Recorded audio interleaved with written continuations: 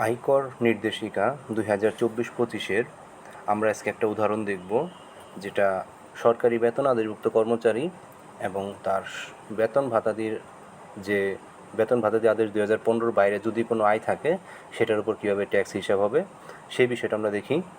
জনাব আতাউর রহমান বাংলাদেশ সচিবালয়ে কর্মরত একজন সরকারি কর্মচারী। তার জন্য চাকুরি বেতন ভাতাদি আদেশ 2015 প্রযোজ্য, ফলে বেতন আয়ের ক্ষেত্রে যে এসআরওটা আছে সেটাও তার জন্য প্রযোজ্য হবে। 30 জুন 2024 তারিখে সমাপ্ত অর্থবর্ষে তার বেতন ভাতাদির তথ্যগুলো আমরা দেখি। মাসিক মূল বেতন 56,500, চিকিৎসা ভাতা 1,500, উৎসব ভাতা 1,13,000 টাকা, বাংলা নববর্ষ ভাতা 11,300 টাকা। তিনি সরকারি বাসায় থাকেন। ভবিষ্যৎ তহবিলে তিনি প্রতি মাসে 14,000 টাকা জমা রাখেন। হিসাবরক্ষণ অফিস হতে প্রাপ্ত প্রত্যয়নপত্র হতে দেখা যায় 30 জুন 2024 তারিখে ভবিষ্যৎ তহবিলে অর্জিত সুদের পরিমাণ ছিল 1,08,500 টাকা। কল্যাণ তহবিলে ও গোষ্ঠীময় তহবিলে চাঁদা প্রদান প্রতি মাসে বেতন হতে কর্তন ছিল 150 টাকা ও 100 টাকা। কল্যাণ তহবিল 150, গোষ্ঠী বিমা 100 টাকা। এছাড়া তিনি একটি তফসিলি ব্যাংকের ডিপিএস হিসেবে মাসে 5,000 টাকা কিস্তি জমা করেন। তাহলে তার মোট আয় এবং কর দায় কীভাবে হবে? মোট আয় আমরা মূল বেতন 12 মাস, উৎসব ভাতা 2টা, চিকিৎসা ভাতা 1500 গুণ 12 18,000 এবং বাংলা নববর্ষ ভাতা 11,300। আমরা জানি সরকারি বেতন ভাতাদি আদেশের যে উল্লেখিত বেতন ভাতাগুলো সেটা মূল বেতন এবং উৎসব ভাতা এবং বোনাস, এইগুলো ছাড়া বাকিগুলো করমুক্ত। আমরা দেখতেছি মূল বেতন, উৎসব ভাতা এই দুইটা করযোগ্য, আর চিকিৎসা ভাতা এবং বাংলা নববর্ষ ভাতা এটা করমুক্ত। তাহলে করযোগ্য আয় 7,91,000 টাকা। তাহলে এই 7,91,000 টাকাকে আমরা স্ল্যাব অনুসারে রেট অ্যাপ্লাই করব। 3,50,000 টাকা পর্যন্ত 0, 1 লক্ষ টাকার উপর 5,000 এবং বাকি টাকার উপর 10%, 34,100। মোট কর দায় 39,100 টাকা।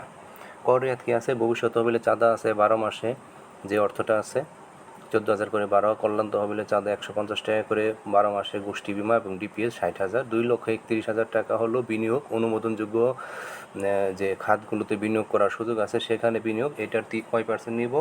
3%, ভুল বললাম।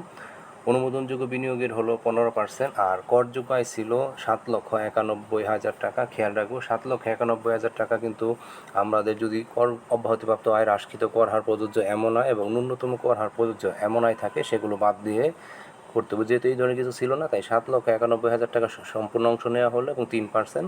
আর যে খাতগুলোতে বিনিয়োগ করেছেন অনুমোদনযোগ্য অংশ হতে 15% এবং 10 লক্ষ টাকা, এই তিনটার মধ্যে যেটা কম 23,730 টাকা।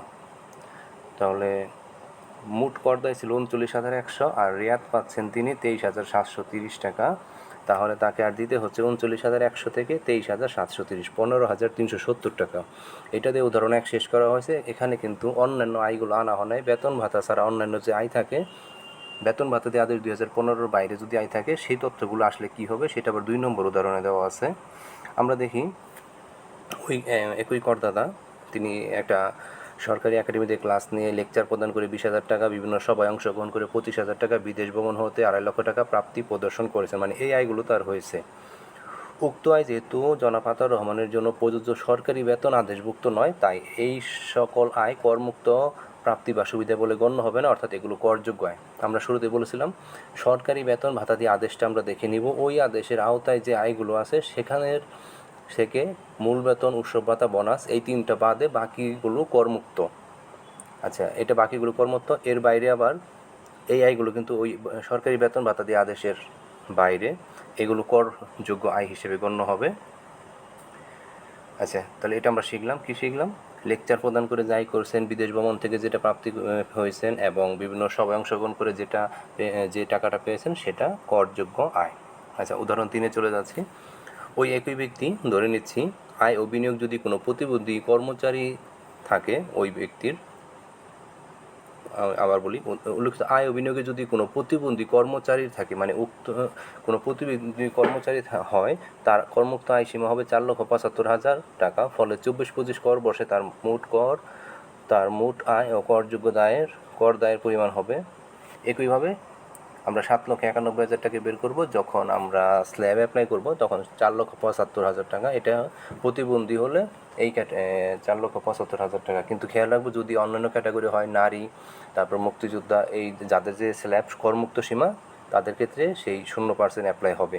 তাহলে এক্ষেত্রে খেয়াল করে দেখলাম যে আমরা আয়ের উপর আয় করা আসলো 26,600 টাকা, আর রেয়াত ছিল 23,730 টাকা। তাহলে 2,870 টাকা আসে তার নিট পরিশোধযোগ্য কর। কিন্তু খেয়াল রাখবো, নিট কর 2,870, কিন্তু তার কর্মস্থল ঢাকা, অর্থাৎ ঢাকা ও উত্তর সিটি কর্পোরেশন, দক্ষিণ সিটি কর্পোরেশন, এই ধরনের ক্যাটাগরি যারা আছে, ওই যে ন্যূনতম করের যে স্ল্যাব আছে, সেক্ষেত্রে 5,000, 4,000, 3,000 এই ক্যাটাগরি হলে সেক্ষেত্রে তাকে 5,000 টাকা দিতে হচ্ছে।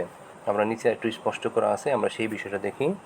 বাংলাদেশ সচিব কর্মস্থল বাংলাদেশ সচিবালয় অবস্থান ঢাকা দক্ষিণ সিটি কর্পোরেশন এলাকা হওয়ায় 5,000 টাকা। যদি ঢাকা উত্তর সিটি কর্পোরেশন বা চট্টগ্রাম সিটি কর্পোরেশন হতো তবুও 5,000 টাকাই হতো। অন্যান্য সিটি কর্পোরেশন হলে 4,000 টাকা, এবং সিটি কর্পোরেশন ব্যতীত অন্য এলাকার ক্ষেত্রে 3,000 টাকা। তো আমরা এই বিষয়টা দেখলাম। আমরা এখানে কী কী শিখলাম, 1, 2, 3 উদাহরণ একে শিখলাম, যদি সরকারি বেতন ভাতা দিয়ে আদেশভুক্ত কর্মচারী হয়, সেই ক্ষেত্রে তার সরকারি বেতন ভাতা দিয়ে আদেশে মূল বেতন, উৎসব ভাতা ও বোনাস ব্যতীত অন্যান্য যে সুবিধাগুলো আছে সেই সুবিধাগুলো করমুক্ত। তবে সরকারি বেতন ভাতা দিয়ে আদেশ 2015-র বাইরে যে অন্যান্য সুবিধা সেটা আবার করযোগ্য। সেটা উদাহরণ 2-তে শিখলাম। আর উদাহরণ 3-এ এসে শিখলাম যে আমাদের যে ক্যাটাগরি করমুক্ত আয় সীমার যে বিভিন্ন ক্যাটাগরি আছে অর্থায়ন 2024 অনুসারে, সেই ক্যাটাগরি অনুসারে আবার তিনি প্রতিবন্ধী করদাতা হলে এক রেট, নারী হলে এক রেট, মুক্তিযোদ্ধা বা অন্যান্য যে ক্যাটাগরি আছে সেটা অনুসারে করমুক্ত আয়সীমা। এই আমরা আয়কর নির্দেশিকা 2024-25-এর এই 3টা উদাহরণ দেখে নিলাম। ধন্যবাদ সবাইকে।